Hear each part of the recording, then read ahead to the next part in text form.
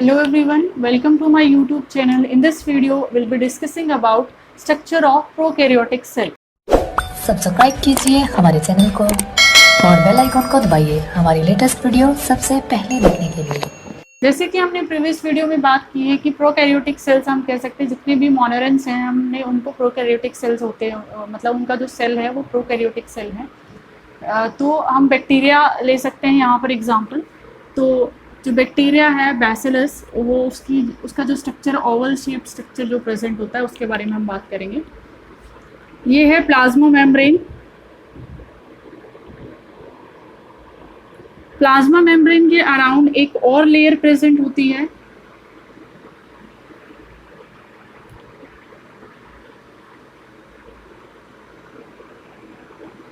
ये जो लेयर है ये थ्रू आउट सेल्स प्रेजेंट होती है, लेकिन हम यहाँ तक ही ड्रॉ कर रहे हैं। ये जो लेयर है इसे कहा जाता है सेल वॉल। सेल वॉल और bacteria made up of peptidoglycan.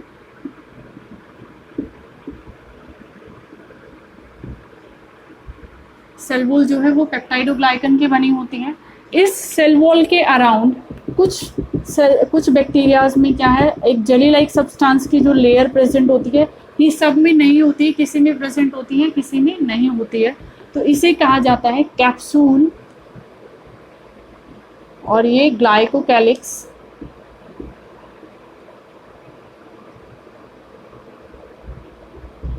कहा जाता है। अब देखिए इसके अराउंड एक और जो ऐसे स्पिक्यूल्स लाइक स्ट्रक्चर प्रेजेंट होते हैं जिन्हें कहा जाता है फिम्ब्रे। फिम्ब्रे जो है वो एडहेशन में हेल्प करते हैं कि कोई भी जो बैक्टीरिया है या प्रोकैरियोटिक ये जो सेल है, ये जब किसी सबस्ट्रेट के साथ जब अटैच होता है तो उस टाइम ये एडहेशन का काम जो करते हैं, ये फिम्ब्रे जो है ये एडहेशन में हेल्प करते हैं। अब देखिए, अब हम इंटरनल स्ट्रक्चर की बात करते हैं। यहाँ पर जो प्लाज्मा मेम्ब्रेन है वो कहीं कहीं पर ये ऐसे फोल्ड हो गई होती है, और इस स्ट्रक्चर को कहा जाता है मीजोजोम।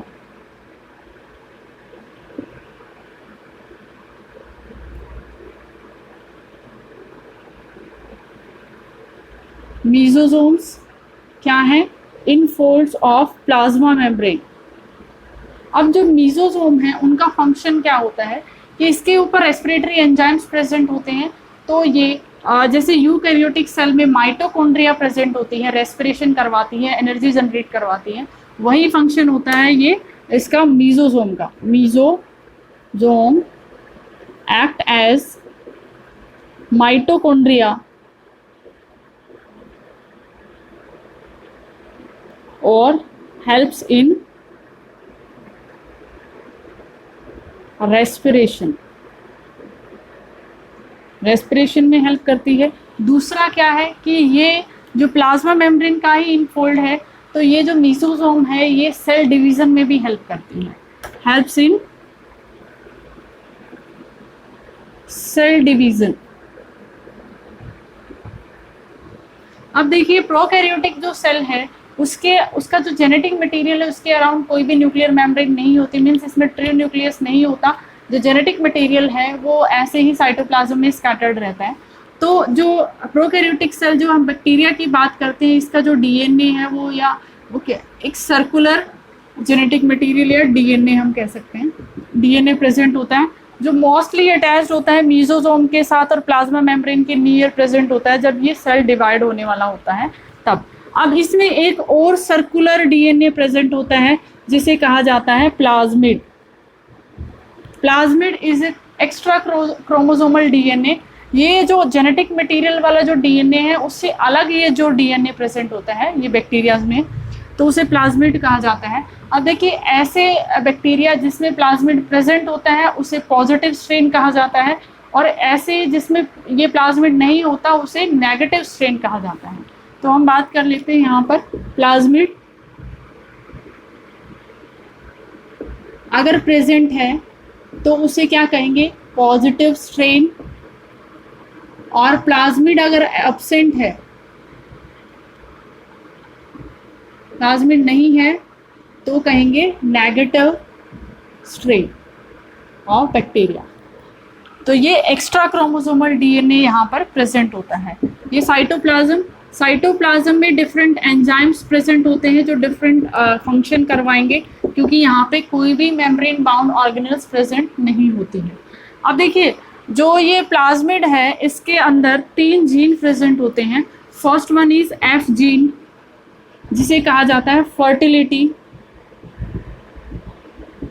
जीन, जिसकी वजह से सेक्स पाइलाई फॉर्म होती है। सेक्स पाइलाई एक्चुअली क्या है कि ये जो फिम्ब्रे है इसी के जैसे स्ट्रक्चर होता है, लेकिन ये थोड़ा सा लॉन्ग साइज होता है, इसका बड़ा होता है इसके कंपैरेटिवली। सेक्स पाइलाई का फंक्शन क्या है कि जब ये पॉजिटिव स्ट्रेन नेगेटिव स्ट्रेन के साथ जब क्या है मीन्स रिप्रोडक्शन के टाइम पे जब ये मटेरियल एक्सचेंज करना होता है, तब ये सेक्स पाइलाई जो है वो पॉजिटिव स्ट्रेन को नेगेटिव स्ट्रेन को होल्ड करने में हेल्प करता है। तो ये जो एफ जीन है वो कहाँ प्रेजेंट है? प्लाज्मिड में प्रेजेंट होता है।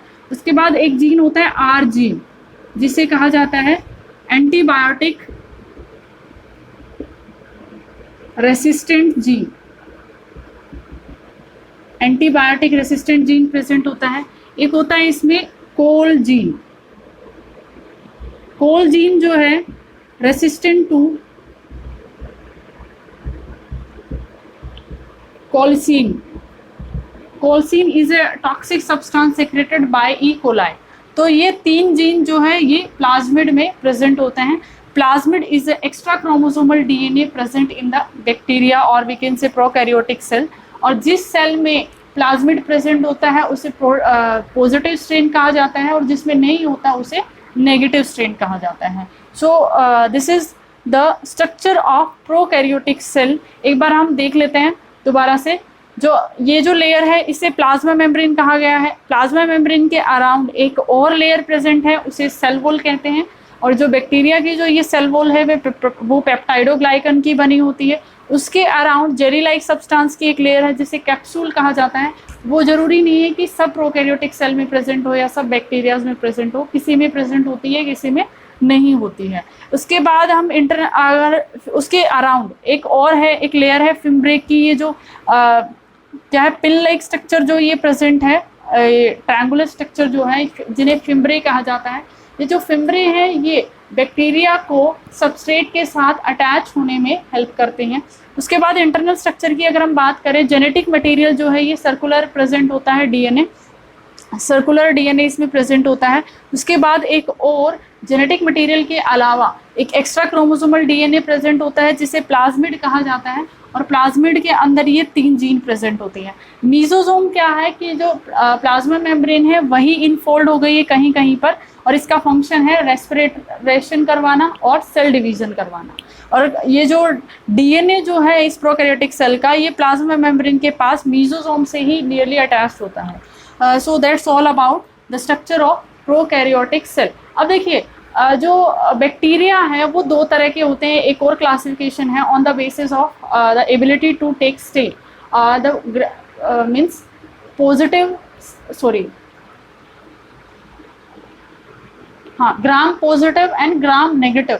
ग्राम जो है वो स्टेन का नाम है। ग्राम जो साइंटिस्ट हुए उन्होंने अपने नाम पे एक जो बैक्टीरिया जो पर्पल स्टेन लेता है उसे ग्राम पॉजिटिव बैक्टीरिया कहा जाता है, और जो नहीं लेता है उसे ग्राम नेगेटिव बैक्टीरिया कहा जाता है।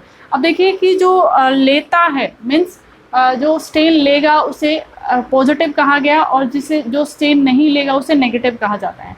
अब जो स्टेन लेना और ना लेना किस पे डिपेंड करता है कि जो पेप्टाइडोग्लाइकन ये जो सेल वॉल है वो जो पर्पल जो ग्राम स्टेन जो है वो पेप्टाइडोग्लाइकन के साथ जो है वो पर्पल स्टेन लेता है। लेकिन अगर पेप्टाइडोग्लाइकन ये जो सेल वॉल है इसके अराउंड एक और लेयर अगर प्रेजेंट होती है तो वो क्या है, उस केस में एक और लेयर प्रेजेंट होती है जो ग्राम नेगेटिव बैक्टीरिया होते हैं। तो वो क्या करती है, इस पेप्टाइडोग्लाइकन वाली लेयर को मास्क कर लेती है, हाइड कर लेती है। तो जो स्टेन है वो पेप्टाइडोग्लाइकन तक पहुंच नहीं पाता है, जिसकी वजह से वो जो बैक्टीरिया का जो सेल है वो स्टेन नहीं लेता, इसीलिए उसे ग्राम नेगेटिव बैक्टीरिया कहा जाता है।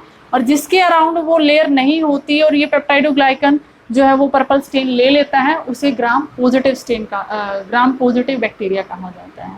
That's all about structure of prokaryotic cell. Thank you for watching this video, students. If you like this, then please keep share and subscribe my channel. Thank you.